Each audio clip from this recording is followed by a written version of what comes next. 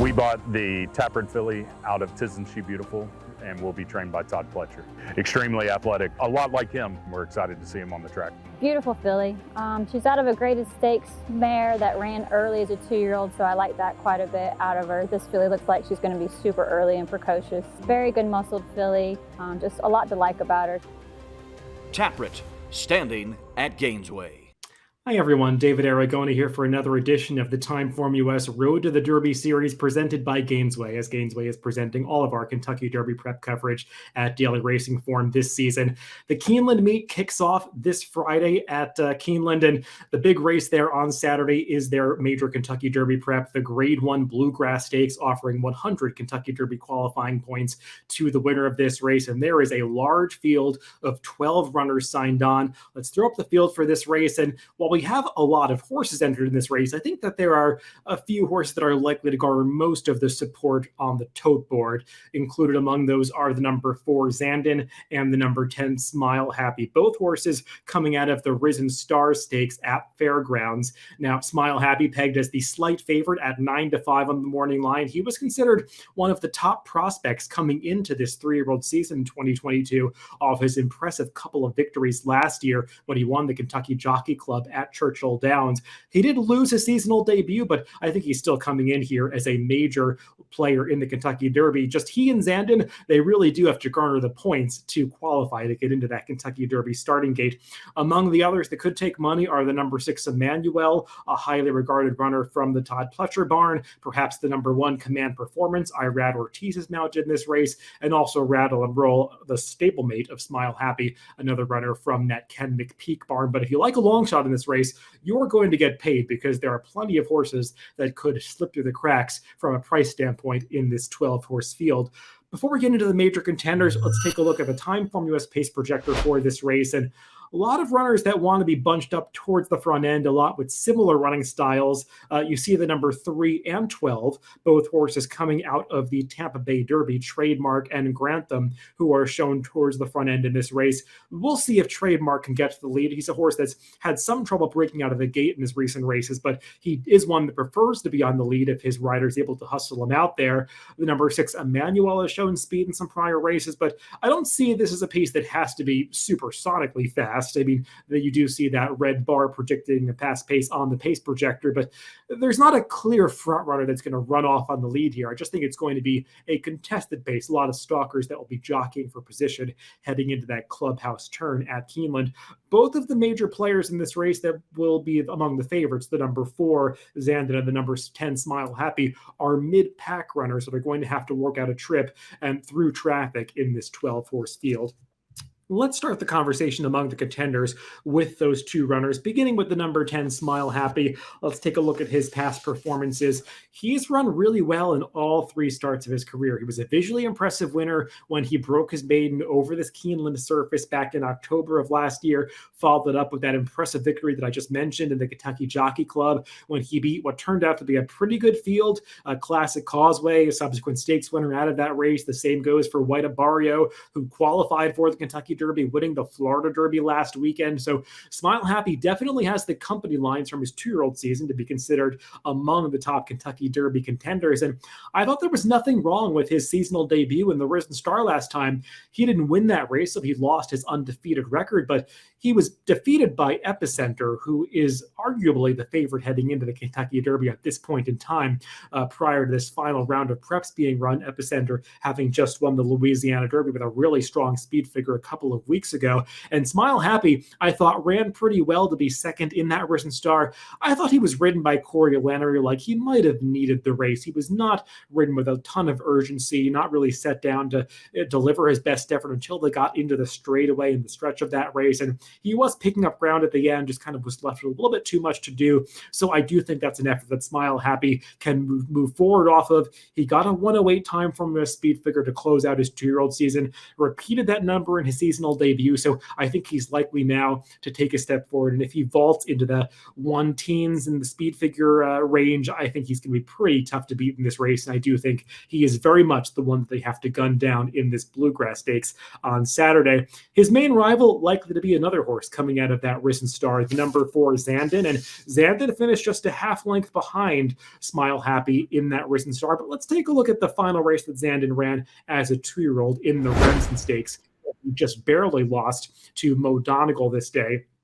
Mo Donegal will be competing on Saturday in the Wood Memorial over the aqueduct surface that both of these are competing on in the Remsen Stakes. And you could see these two really throw it down in the final eighth of a mile. Things get pretty tight down towards the inside for Zanden as Mo Donegal shifts down to the inside and makes things a little bit crowded on his rival coming onto the finish line. But I think Zanden responds pretty well to that pressure down towards the inside to just miss by a nose in that race. And he did take a step forward from a speed figure standpoint last time out in the Risen Star, checking in third just behind Smile Happy. And I thought he arguably had the tougher trip than Smile Happy because Zanden hopped up at the start of the Risen Star, which put him towards the back of the pack in the early going. He was last of 10 runners heading by the stands the first time. And Zanden is not a horse that needs to be that far back in the early stages of his races. He's more of a stalking mid-pack type. So with a clean break in this Bluegrass, I would expect him to be much more forwardly placed than he was last time. He also made a wider earlier move than Smile Happy last time. So all things considered, I thought he might have run the better race that day. And both of these horses do have upside coming out of the Risen Star. And I think that they are just exiting what's proven to be the strongest prep races so far on this Triple Crown trail. The horses coming out of Louisiana have really run the best speed figures and had the most success so far. And you can really see that when you take a look at the chart of the Risen Star that both of these runners are coming out of. I highlighted some runbacks out of the Risen Star with some red arrows. Now, obviously, the winner Epicenter came back and won the Louisiana Derby. He kind of scrolled down past him, but the horse that was fourth, Pioneer of Medina, came back and was a good third behind Epicenter with a faster speed figure in that Louisiana Derby. Tawny Port came back and was a good second in the Jeff Ruby Stakes. Slow Down Andy, who was sixth, came back and won the Sunland Derby. And even Papa Cap, who was up the track in that Risen Star, came back and was a close fourth in the Florida Derby with a vastly improved speed figure in his next start. So that Risen Star has really been a key race from a speed figure standpoint. So I'm going to veer in the direction of the two runners coming out of that race. Another horse that is coming out of the Louisiana path to the Kentucky Derby is the number 9 Rattle and Roll. He didn't run the Risen Star. He actually ran just 2 weeks ago in the Louisiana Derby, also won by Epicenter. And I thought he stayed on pretty well to be fourth that day. He never challenged the winner or was a major threat to win that race, but I like that Rattle and Roll took a step forward from a seasonal debut when he was sixth with a much lower speed figure in the Fountain of Youth behind Simplification. I thought that Rattle and Roll did stay on well going the mile and 3/16 in the Louisiana Derby last time. And I know Ken McPeak's asking a lot of this horse in a short period of time. This is his third start in just 5 weeks. So he's really kind of being campaigned pretty hard to get these Kentucky Derby qualifying points to get into that Derby starting gate. But I do think that he's a horse that's moving forward at the right time and could be a player if he takes another step forward out of that Louisiana Derby performance. Another horse who could attract some support in this Bluegrass is the number 6 Emmanuel, coming out of the Florida route to the Kentucky Derby. Now, he was beaten as the second choice in the Fountain of Youth in his last race, bet down to 5-2 that day, off a couple of impressive victories in his first couple of starts. And I was somewhat disappointed in his Fountain of Youth effort. He did have some things working against him from a trip standpoint. He was wide after breaking a bit slowly, heading into the clubhouse turn, proceeded wide down the backstretch into the far turn, but the winner of that race, Simplification, actually looped outside of Emmanuel coming to the top of the stretch. Simplification went 6 wide into the stretch if Emmanuel was 5 wide. And Emmanuel just didn't really have that punch to finish off the race through the stretch. He was visually impressive when he won that optional claiming race 2 back at Tampa Bay Downs, but he wasn't beating much that day. He got a perfect setup, setting some very slow fractions on the front end before sprinting away through the stretch. I just think for me, the jury's out on how good this horse really is. And he has a bit of a reputation based on those facile victories in his first 2 races. And I feel like he could be somewhat overbet, even making his second stakes attempt in this Bluegrass on Saturday. Another horse who has already earned a spot in the Kentucky Derby, or I should say will earn a spot with an in-the-money finish in this Bluegrass, is the number 8 Ethereal Road. Let's take a look at his last race when he was second in the Rebel Stakes at 15-1 odds, and an even bigger price defeated him in this race, as Unoho was among the biggest prices in this field. I think 75-1 or in that range when he won the Rebel Stakes. Now, Ethereal Road arguably around the better race because he was wide around both turns, maybe the first move to take the race over mid-stretch, and even looks like a winner right here with about a 16th of a mile to go, but he just gets a bit leg weary in the final stages, gets passed by Unoho, that runner who finishes third. Barbara Road is even picking up ground on him at the end of that race. So don't love that Ethereal Road didn't finish off the mile on the 16th that strongly that day. Doesn't necessarily bode well from getting the extra 16th of a mile going the mile and eighth in this Bluegrass on Saturday. But Ethereal Road was a pretty impressive winner when he won his maiden race two back at Oaklawn Park, going away from last to first in a very impressive fashion. But he is a horse that has some sprint pedigree on the dam side. We'll see if at a distance is ultimately going to be what he wants. And furthermore, the Arkansas route to the Derby has just not proven to be the most productive. Horses coming out of the Rebel have not had the most success. So I'm not really expecting Ethereal Road to change that pattern. Couple other horses you might want to consider that are stepping up in class are the two horses drawn down towards the inside, the number 2 Fenwick and the number 1 Command Performance. They hooked up in a maiden race at Tampa Bay Downs last time. Let's take a look at the stretch run of that race. Fenwick coming into the stretch with the lead. He's the gray horse, or I should say the chestnut horse, who was just ahead of the gray horse. Command Performance 2 is outside.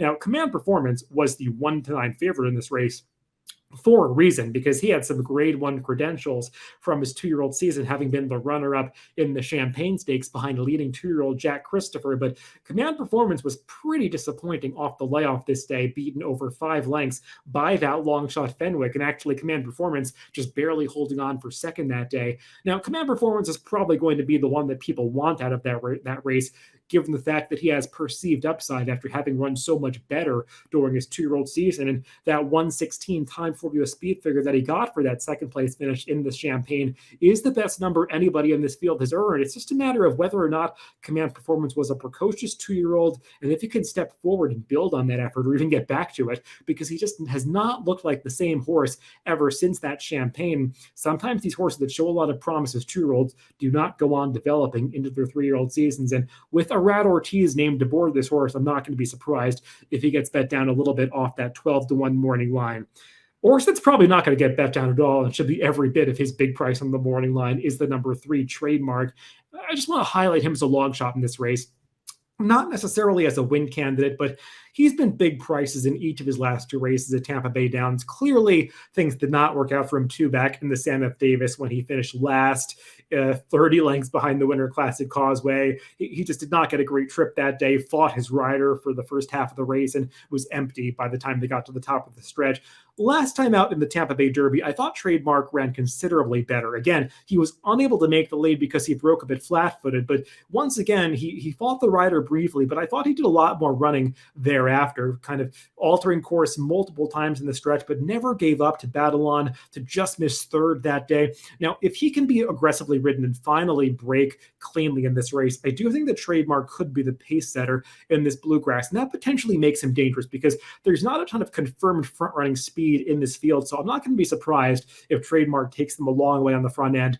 Look, I don't think he's quite as good as horses like Zanden or Smile Happy, but I do think he's the kind of horse that could get a piece of this, possibly finishing 3rd or 4th to complete the trifecta or superfecta at a very big price. So let's throw my picks for this race in the Bluegrass on Saturday. I'm going to give Zanden the number 4, the slight edge over the number 10, Smile Happy. As I said, I want those two coming out of the Risen Star, and I've been a fan of Zanden, this Chad Brown trained runner. I think he's likely to take a step forward in this final prep for the Kentucky Derby. I have that other Ken McPeak runner in the mix, the number 9, Rattle and Roll in 3rd, and that long shot that I like a little bit to round out the try or the super, the number 3 Trademark, who figures to be in the 30 to 50-1 range. I've got him in there as my 4th pick in the Grade 1 Bluegrass on Saturday at Keeneland. Thanks to Gainesway for presenting this video, and good luck to you for playing the races this weekend.